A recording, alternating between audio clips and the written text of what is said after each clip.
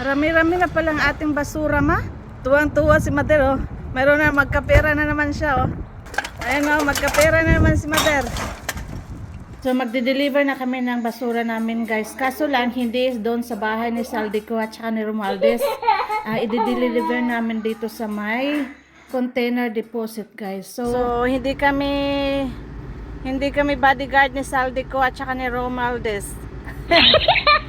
So, ito yung pagkakaiba ng basura sa Australia at saka basura sa Pinas. Kasi ang mga basura sa Pinas ay napupunta doon sa politician, mga kurakot na politician. Tsaka yung sa basura ng Pinas is milyones yun. Ang ito ay ano to, piso-piso lang tong aming basura dito sa Australia. So, ay, ito yung mayaman na country, piso-piso lang ang basura. Pero ang basura sa Pinas ay milyon-milyon. Yun ang pagkakaiba. Ay sana all na lang talaga. Tuloy na pag-isip ako, lilipat na lang kaya ako sa Pinas at mamamasura. Kasi malaki ang kita dun eh. Milyon-milyon. Dito is $1, $52 or $55 lang nakita namin sa basura ngayon. So, wala to sa katiting ng kita nila Saldico at saka ni Romualdez.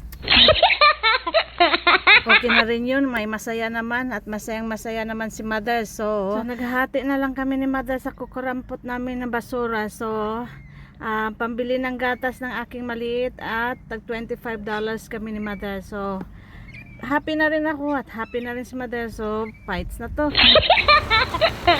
Happy ka, Mother? Happy? Ay na lang. Happy. So after ng kita namin, si Batsy na kaagad. At dahil may bibilhin daw si Mother na pasalubong niya pag uwi sa Pinas. Mahal. So putingin tayo dun sa Aldi na lang. Dito na lang gatas, bilhin natin yung... O katong dito ng bitong na pausa na to sila. Oh, ayun. Nakalibre na. Nakalibre ng gatas, ma. Let's go. 20.